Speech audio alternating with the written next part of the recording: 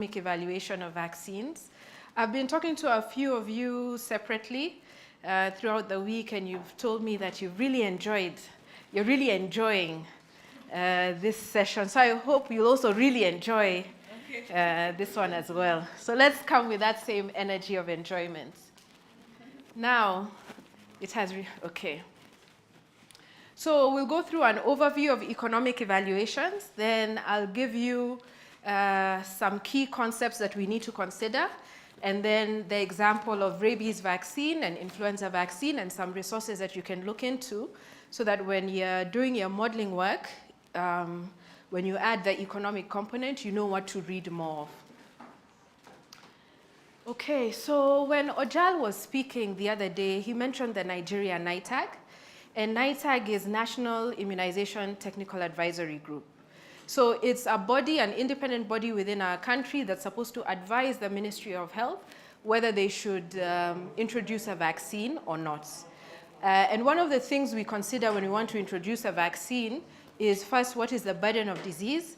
But importantly, what is the economic impact of that disease? What's the cost effectiveness of the vaccination program? Not to say that those are the only things we consider. This list over here, that's so great. Okay, this list over here is all of the things that NITAGs consider. So the problem, which is the burden of disease, they also look at vaccine effectiveness, they also look at the safety of the vaccine, they look at what the community values. Will they accept this vaccine? Do they feel themselves at risk of this disease? How feasible is it to implement this vaccination program?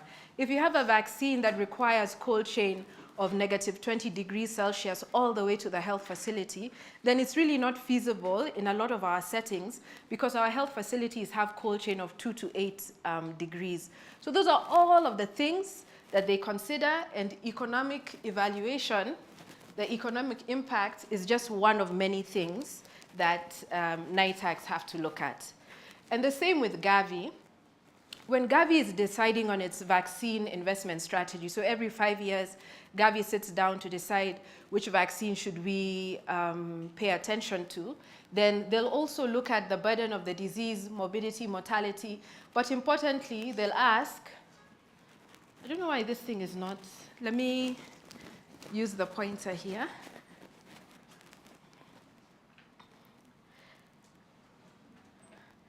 Importantly, they'll ask which vaccines will be evaluated, what's the burden, would it be feasible, and what would it cost, and what would be the impact? So how many cases would be averted, but also what's the cost effectiveness of that? So we really can't run away from economic evaluation, yes. So now, why are we talking about economic evaluation in the context of disease modeling?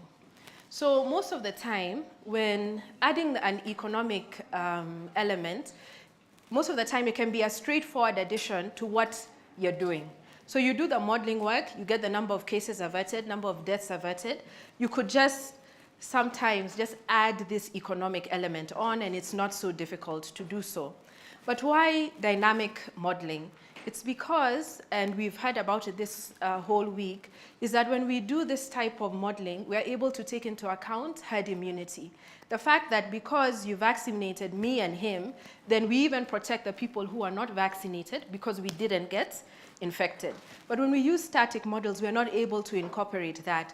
So we, more often than not, underestimate the true cost effectiveness of a vaccine when we use the static model. So as we are talking about disease modeling here, we cannot run away from doing some economic evaluation. We are best placed in certain settings for certain diseases. Okay, so this is what an economic evaluation would entail.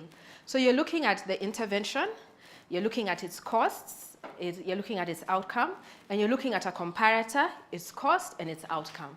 And so you just compare the two and pick what is the best value for money. We've talked about this, infectious disease modelers. When we are modeling, and we've done it throughout the week, you look at the effect with or without a vaccine.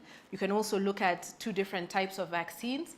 And we all know now that policymakers, it really is about the money. is it value for money? So we cannot run away from that. We can't just talk about we avoided 10,000 cases of Ebola. At what cost? Yeah. So what are these costs we look at? So we group them into three. Direct costs are the medical costs and non-medical costs. So for example, the cost of seeking care at the health facility, then the transport to get to the health facility. For example, if you had to go to a national referral hospital and you live in the rural area and you had to spend a night, let's say in the capital city, that cost is still considered part of the direct cost, but it's a non-medical cost. We look at indirect costs. So the fact that somebody was sick means they couldn't work, so there's lost income. Sometimes when you're sick, somebody has to take care of you. That person who's taking care of you is not working, so that's considered part of indirect costs. And then there's an element called intangible costs.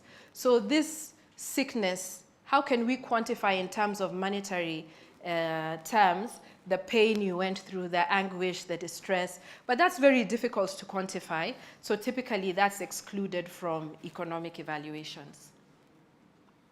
So this is a nice summary that talks about the different perspectives we should think of in an economic evaluation.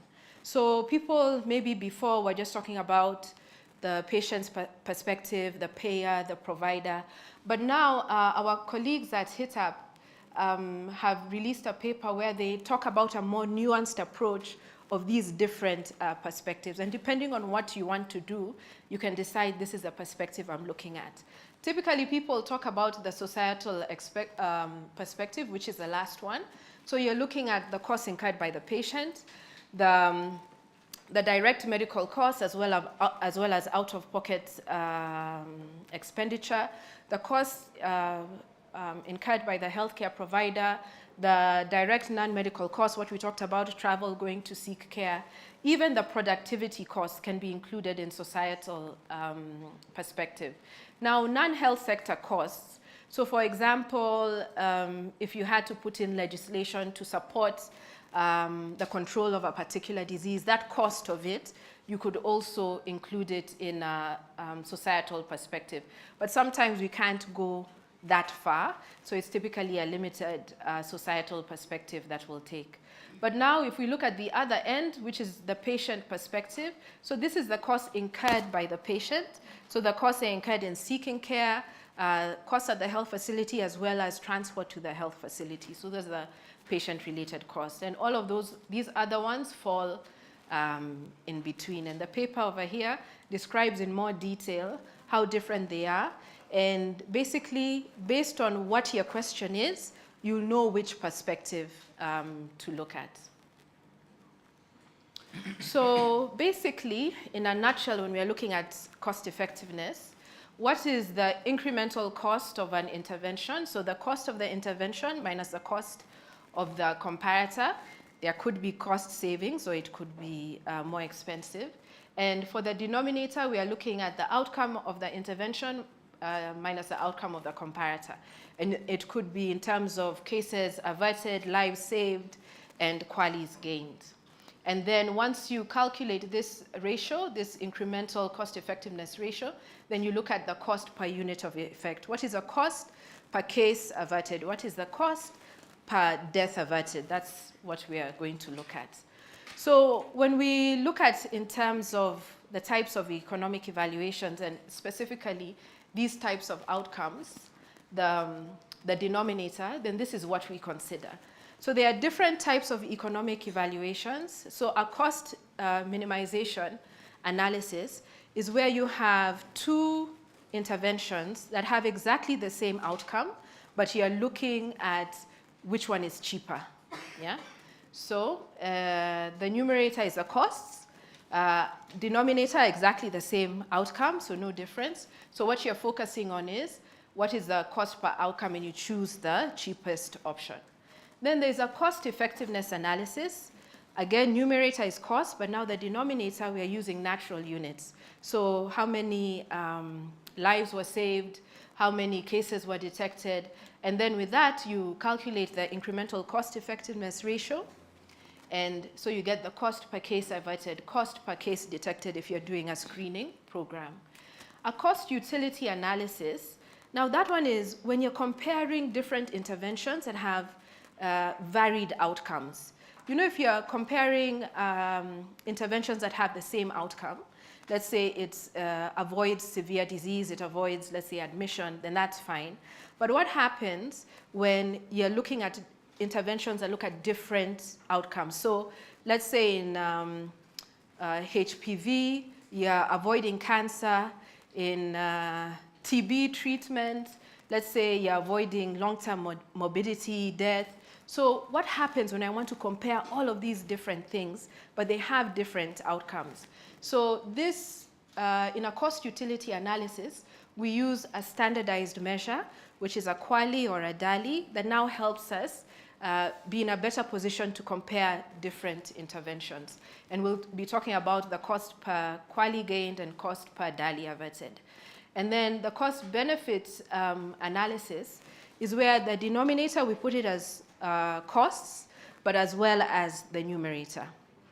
So at the top, we are talking about the cost of intervention A minus the cost of intervention B. But now this denominator, we also value it in terms of cost.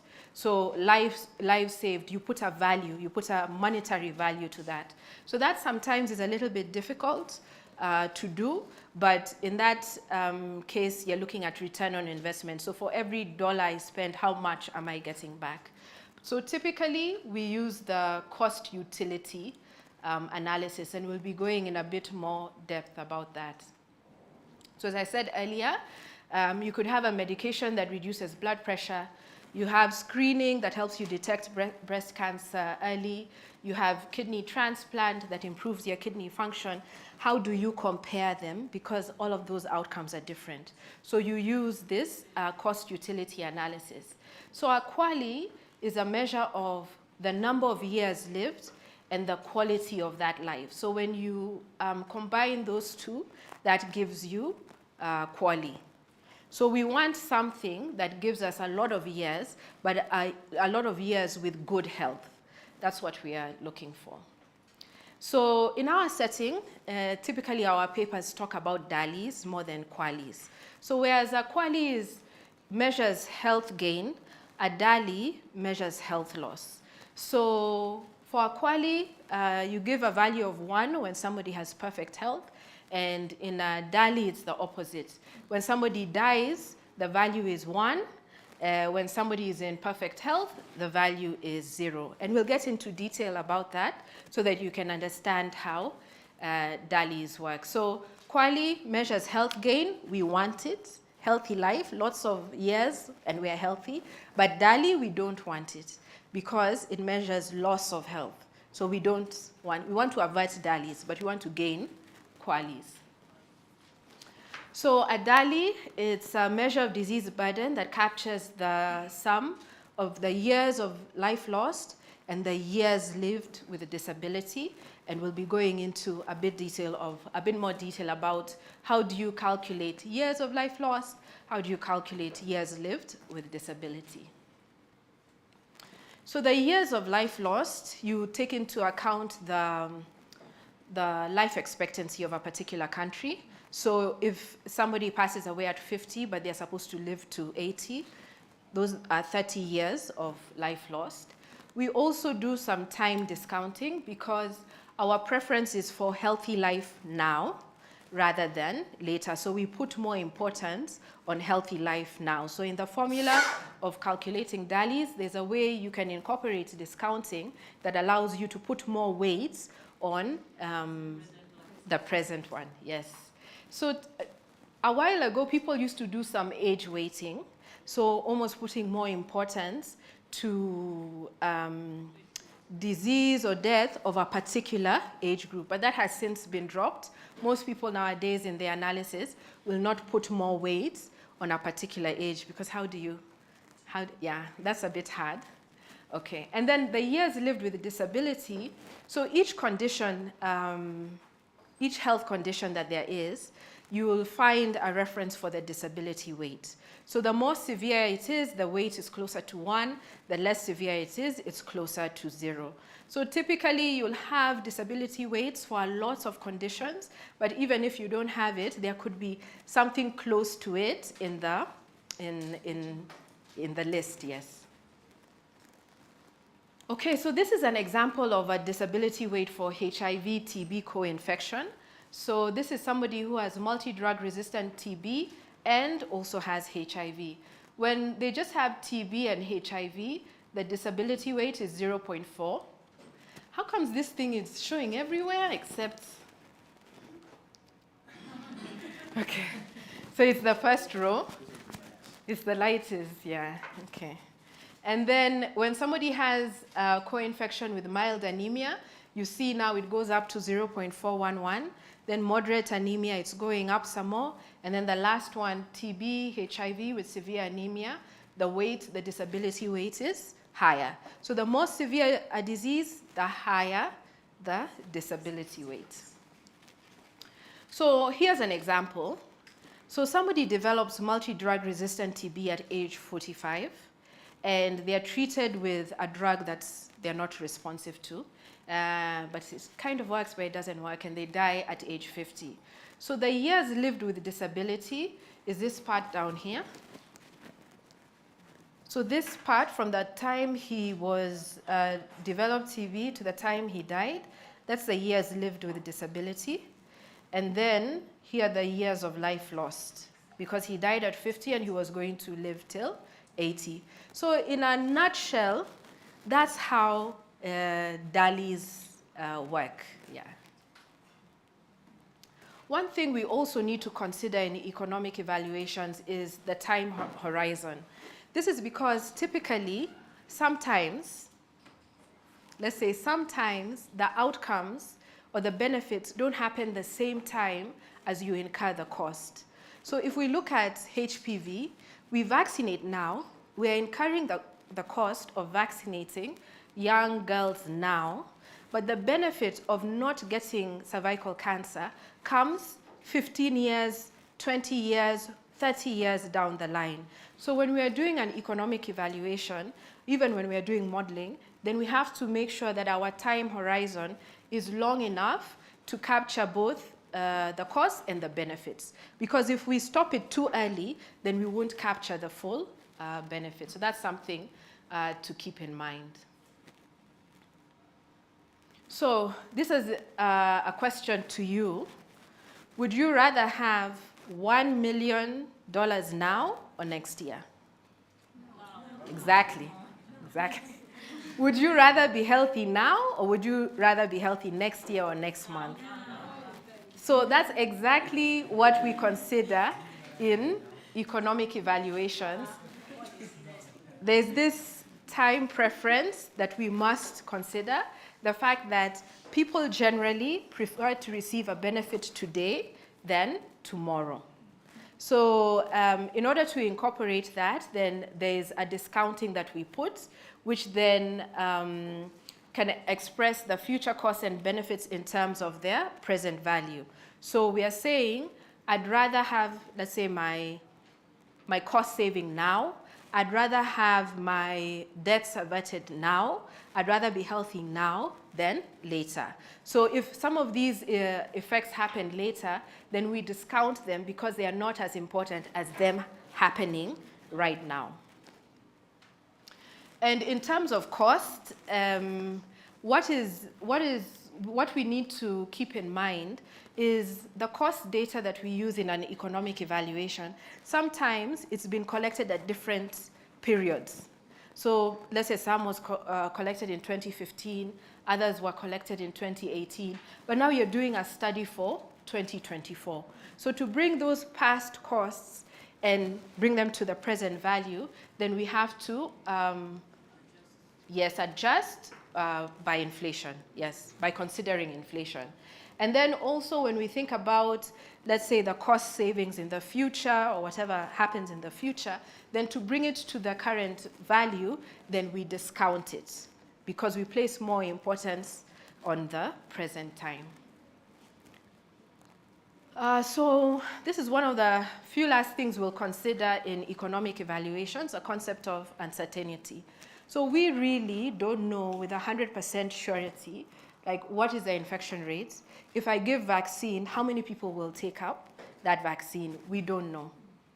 So we have to put in, we have to incorporate that uncertainty. And so that same uncertainty in our parameters will also reflect in our cost effectiveness. So we can have probabilistic sensitivity analysis, or we can do a univariate sensitivity analysis where we vary just one item and see how it affects the outcome, yes. And we'll be giving an example of that. So, I wonder what this is. Okay. So another important thing we have to consider in economic evaluations is whether you're doing a partial or a full economic evaluation. So in this case, we are introducing a new vaccine. The benefit is worth $10 million. The cost is worth $5 million. Would you introduce this vaccine? Yeah. I mean, we are getting 10 million, we are spending 5 million. But what do you say? He's saying it depends. It depends on what? We're just looking at the cost. Okay, okay. What other things does it entail? Because are there side effects that will even cost maybe more? The other things, of course. You look like a member of a NITAG. Yes. Yes, that's true. There are other things that we need to consider. But in this, now that we are talking about economic evaluation, what if I gave you this other information? That there is also another vaccine. Its benefit is $20 million. Its cost is $3 million. Would you still introduce this one? No. Yes, exactly. You're correct. It's good to do a full economic evaluation where you're comparing what you want with a comparator, because sometimes it can lead to misleading conclusions if you just focus on this one thing. So typically, we compare either it's to the status quo, which could be the standard of care, maybe it could be no intervention, or another, let's say, vaccine or intervention, so that you can get the full picture. So just as a reminder, when we are calculating cost effectiveness, it's the cost of one intervention minus the other, and then divide by the effect of one intervention over another. Whatever you get here is the incremental cost effectiveness ratio. Then sometimes we can't compare this vaccine with every other possible health intervention that we have available to us. So we make use of thresholds. That's to say, should we, like let's say this thing is let's say it's $200 per quali gained, should we take it up? We will if it meets our, if it's below our threshold, yeah. So this is just a bit of information about thresholds. So in the UK, they are willing to spend $20,000 to $30,000 to gain one quali.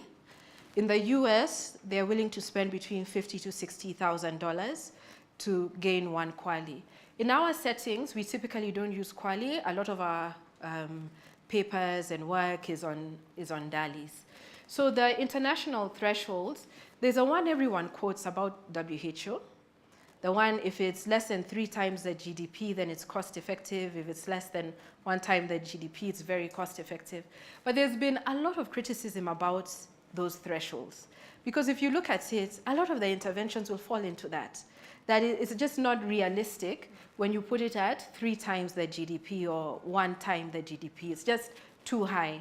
So there's other research that has been done. They've looked at it a bit more, and they've suggested that for low-income countries, we should use 1 to 51% of our GDP, and for middle and high-income countries, it fits between 18 to 71% of the GDP per capita.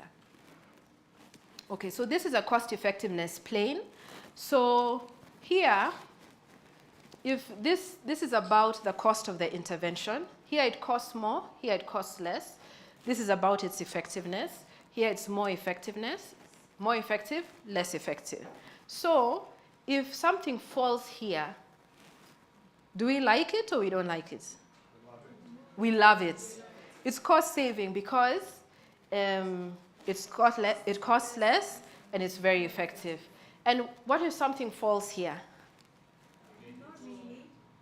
We don't like it because it costs more and it's less effective. But these ones here, it depends, yeah? And how we determine whether to like it, that means it falls closer to here, or whether we don't like it, it falls closer to that side, is determined by that cost effectiveness threshold, yeah? So once we have that threshold, we put it here. Anything that falls on this side, we say yes. What's on the other side, we say that's not for us. Okay, so that's a brief overview of economic evaluation. So now we want to go into just 2 papers talking about what work they did on cost effectiveness of vaccines. Any questions? Tabi, please pay attention. There's a question for you. Okay, yes. So my question said you don't put weight on the. You say you don't put weight on the edge. Ah, yeah. Yes, I wonder why you wouldn't, because I imagine if we have a 60-year-old and maybe a 10-year-old, and I have maybe something to offer, and I can heal, maybe either of the two. I feel I would offer it to a young person than an old person. That's one. Oh, okay, okay. The second one. Before you ask the second question, let her give her. If you had a 10-year-old and a 60-year-old. I said no. And she said why? Why? So what's the why? I think it's an ethical one. And 2, I think we don't know the trajectory of any of them. Maybe this 10-year-old will become a useless. And maybe a useless adult burdening the economy. And maybe this 60-year-old maybe even might be a professor. Useful to yes, a professor helping the economy. So it's a no. I think she has answered you. There's just quite a bit of debate about placing weight on certain ages. So with time, people have just dropped it from. But naturally, there is a productive age in Yes. life, and that is around when a person is above the teen age, between is maybe 18 to 45. It's believed that that's the productive phase of that person's life. So if you have an intervention that is attending to a person at that age range, it should be administered compared to the age group of about 60 and above, because they are less productive. Okay. So, Tabi, do you want to add something? Kazungu, you want to? Yes. I mean, it's a very interesting debate. It's a very interesting debate. So I think I would like to just add a scenario, okay, to that. And then, because I can't say I have an answer to it. But imagine that 60-year-old person has a company that has employed several people. You can't say they are not productive, even if they are above the productive age. So, so you can't, so which life do you value? Okay? The question boils down to which life is more valuable. Is it the younger one? Is it the older one? And of course here, we are not sure about the different scenarios in which these people are in. So if you give more emphasis to the younger one, as she said, we don't really know whether when they become productive, they will become useless. Somehow, okay? And at the same time, we can't fully say that because this is a 60-year-old, they are now becoming less productive. Perhaps you can be a professor even at 90 and still teach. So that doesn't mean you are not productive. So which life do you value? I don't have an answer. So Tabby will conclude. Tabby, you want to conclude or? This concept of ageism, you know, the elderly or aged group will actually come after your neck. You know, they have the power and the money. They are not good at. Okay, so Tabby, if you can, you want? I think he pretty much summarized it well, yeah. Okay, so yeah, I think the class has answered for that first question. The second one? Okay, that would handle it in another way, because I've been faced with a similar scenario, and I just use my judgment. Yes, I used my judgment, and I had to help the young one, because I had to strike. I had to decide on who to assist. You only have 1 unit of blood, assuming you have a 75-year-old who also needs this blood, and there's another young person who needs this unit of blood. In the event that I've not given them the blood, they will definitely die. So you decide who do you give to. So I did it according to my own judgment. Now, the next one is, how do you adjust for time to diagnosis?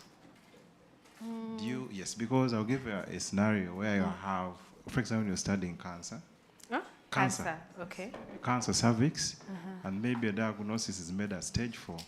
Maybe this person has been with this condition for the last 7 years, and now they've come in advanced form, but that's when you've done the diagnosis. So do you consider the date when the diagnosis is made as the starting date, because now you're calculating the time of, you're calculating the daily quality, and it's dependent on time and maybe life expectancy. So how do you go about this? How do you adjust? Okay. So in models, typically, you'll also take into account health-seeking behavior. So from, let's say, some primary studies, some observational studies, you'll know that women, let's say, present in stage 3 or 4 in your setting. So even in your models, you take that into account, that when you detect this case, they are more likely to have advanced disease. So you incorporate that into your model. If you have better health-seeking behavior, or you want to look at what, let's say, screening would do, let's say screening now would help you to pick up the lesions before, like when they are precancerous or in stage 1, then you can also model that and what that means. Because you pick them earlier, once you pick them earlier, then their chances of survival after treatment is higher. So it would have an impact on, let's say, the deaths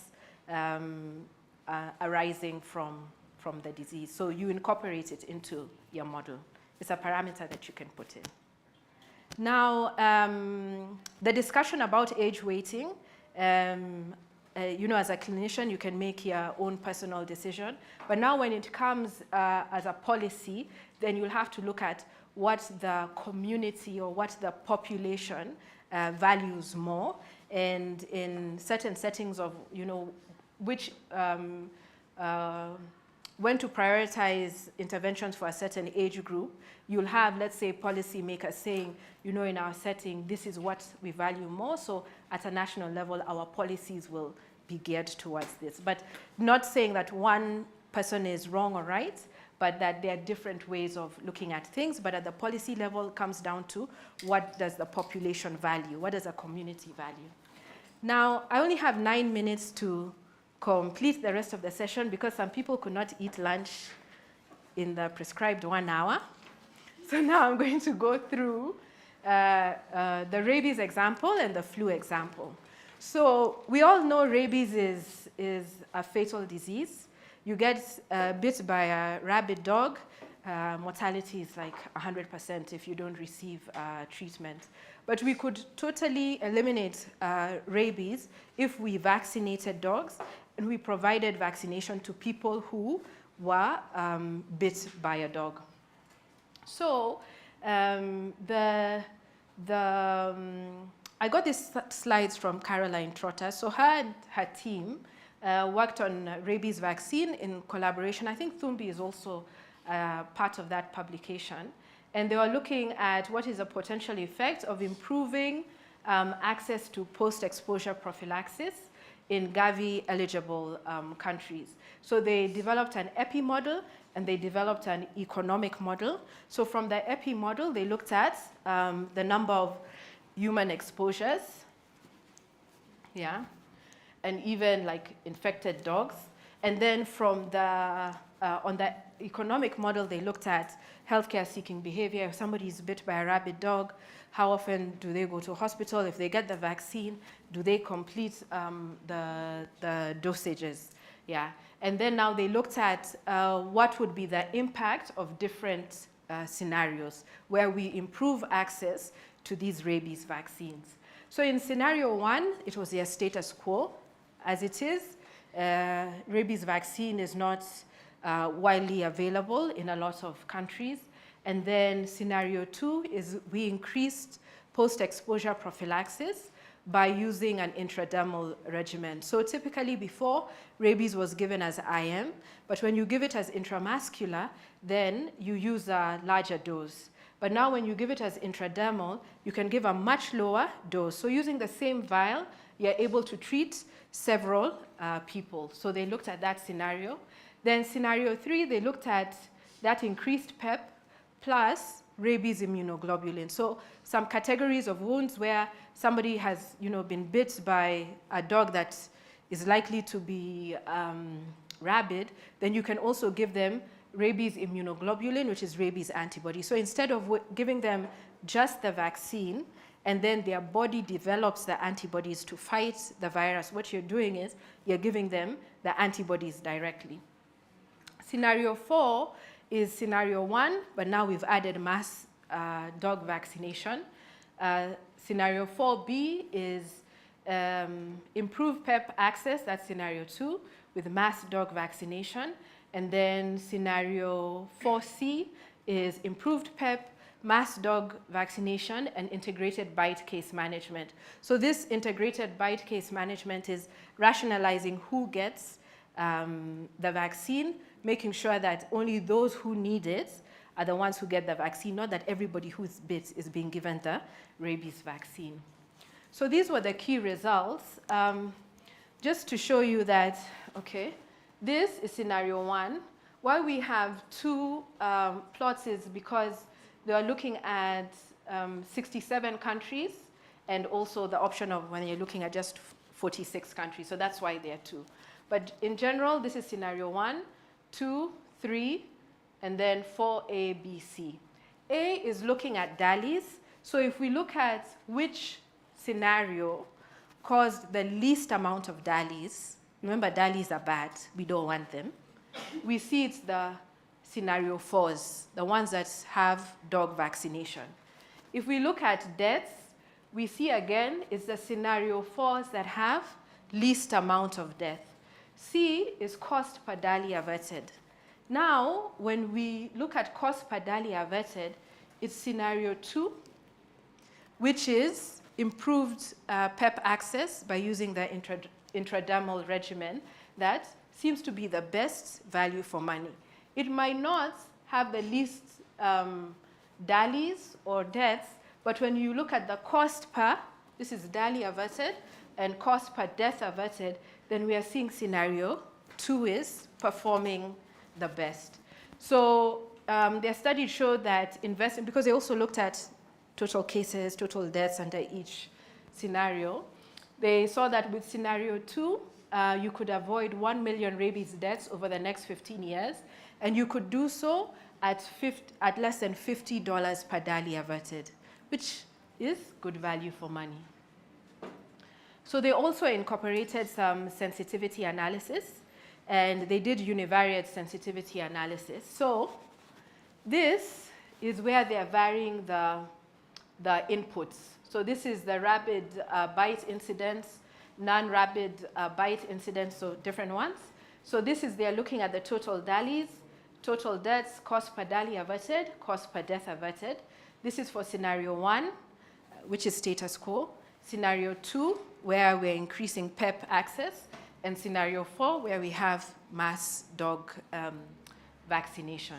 So when we look at total DALIs, as previously, even when we do the sensitivity analysis and vary these parameters, we still find that scenario 4 has the least amount of DALYs. This is DALYs. We find that when it comes to deaths, scenario 4 has still the least amount of deaths. But cost per DALY averted, we are seeing it scenario 2, that's best, and scenario 2 again for cost per death averted. So no matter the changes in the input parameters when we vary them.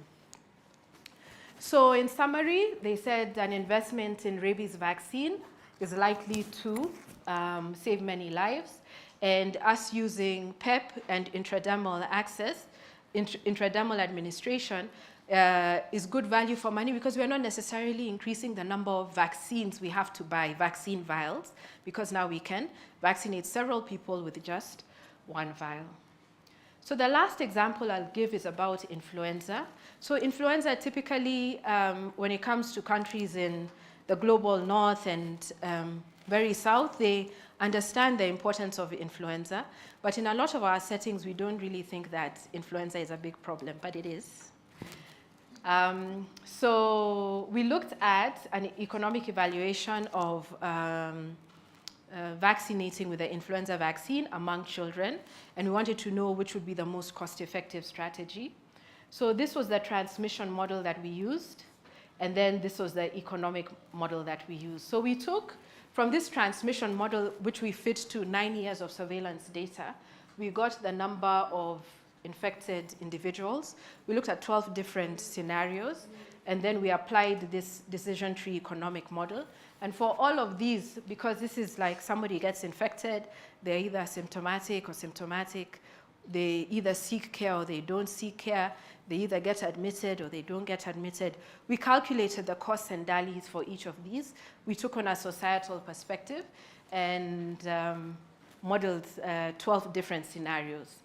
And these are the different scenarios: vaccinating children 6 to 23 months, 2 to 5 years, 6 to 14, and at different times of the year with different coverage levels based on performance that had been seen with previous vaccination strategies within Kenya for influenza. We calculated the incremental cost effectiveness ratios for each of the 12 strategies, and this is what we found.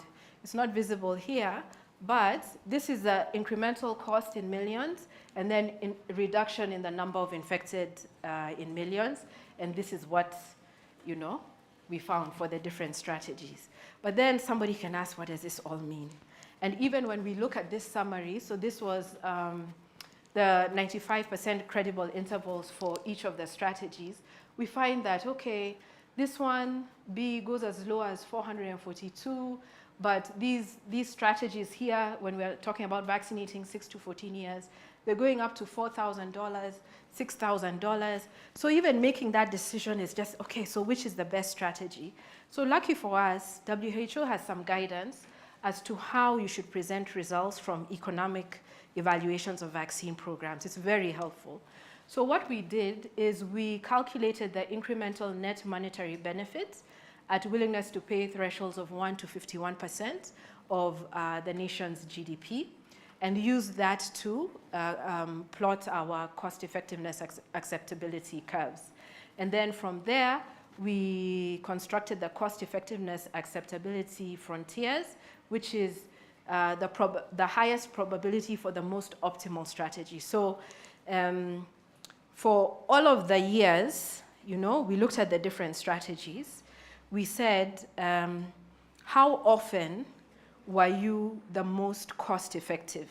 So we calculate the probability of it being the most cost effective. But to decide it is the optimal strategy, you get the, because we're getting, let's say, like 100,000 outputs for each run or each season we modeled, then we say, let's get the average ICER, and the one with the lowest average is the most appropriate. So the one that is like, we'll pick the one that's $300 per DALY averted, as opposed to, let's say, $400 per DALY averted. So these are the different strategies, and then this is no vaccination, and this is the probability of all of these strategies being cost effective, the most cost effective, yeah? And this is a cost effectiveness acceptability curve. Then now when we come to the cost effectiveness acceptability frontier, we say at each willingness to pay, like which one had the lowest value, which is the most optimal, yeah? We found if you're not willing to spend any money, no vaccination was better. But even if you're willing to spend $500, no vaccination is better. And it was only at the upper limit of $872 per DALI averted that we found that strategy 1B was the most optimal strategy, but the probability of it being the most optimal strategy was only 3%. Yeah? So in summary, we found that even though vaccinating children 6 to 23 months of age once a year was the most optimal strategy, at a willingness to pay threshold of $872 per DALI averted, it was unlikely to be cost effective in our setting. So he said at the current cost of the influenza vaccine, we wouldn't recommend it in our setting because it's quite high. So in summary, cost effectiveness analysis studies can be a nice add-on into our modeling studies, and keeping in mind that policymakers really want to know about value for money, it's good to add this into your modeling study. They provide critical evidence for decision making. We've seen it, the NITAGs need it, Gavi is using it. So it's a good skill to add to one that you have, the ones that you have. So these are resources you can look into as you're conducting your economic evaluation. Any questions? Hmm? Yes, you're having the slides, yes. Okay, thank you. Yes, this is just behind you. Okay. Right. Thank you so much for the presentation. Just a quick one. For the influenza study, why did you choose the societal perspective? Okay, that's a good one. So sometimes when we limit ourselves, let's say just to direct medical costs, we can underestimate the cost effectiveness of an intervention. And especially for influenza in our setting, we have a lot of people who may get sick, don't go to hospital, but they've incurred the cost, let's say, of over-the-counter medication. Maybe they don't go to work. So, and the way influenza is quite widespread and our healthcare seeking behavior is not so good, if we just focused on the patients that show up in the health facility and quantify that, and not the effect of, so somebody, you got flu, or your child got flu, they didn't go to school that day, maybe you delayed going to work, all of that, then we would underestimate the cost effectiveness of an intervention. Yeah.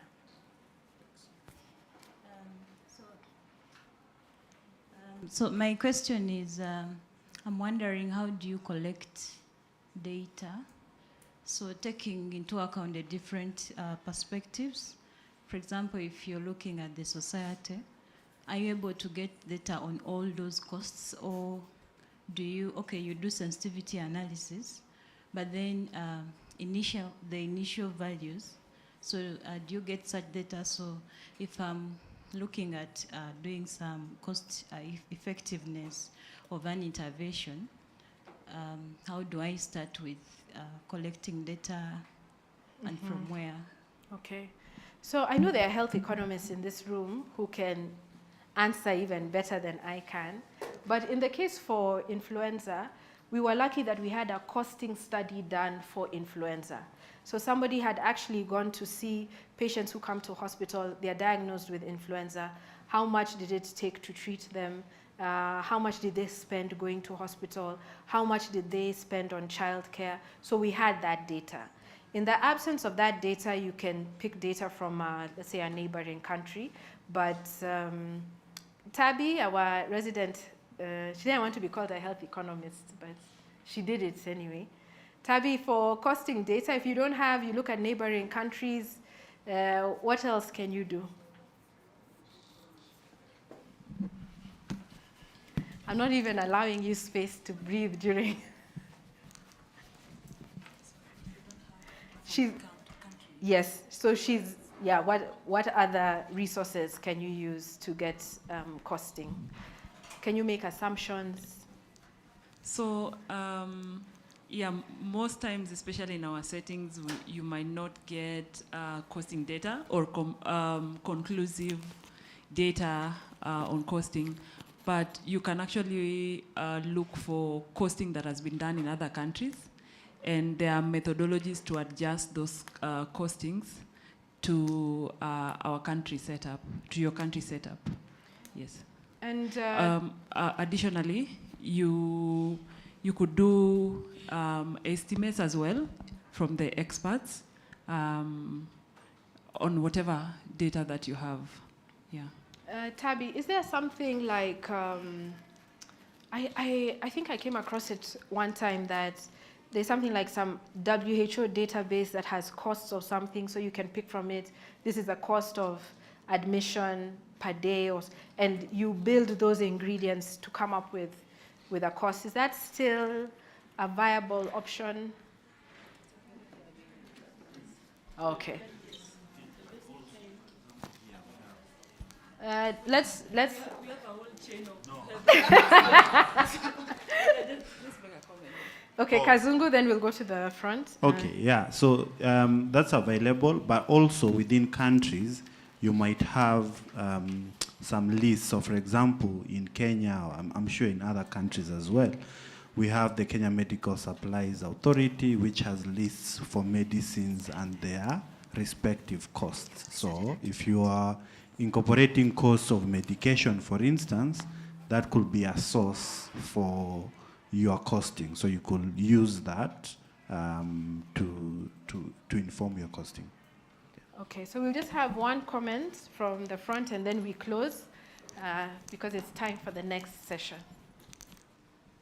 I think sometimes you can work with the Ministry of Health in your country, but to actually carry out a study like that, you might be basically doing a primary, working with a primary data, which can be costs, it can be sometimes costly, but you can do a purposive sampling where you're targeting a specific population, and you can from there infer what is happening in a larger settings from that purposive selection you're doing. But to get an accurate data, you might have to do or you might have to source or work on a primary data. Thank you. So thank you all. We are now done. I'll hand over to the next presenter.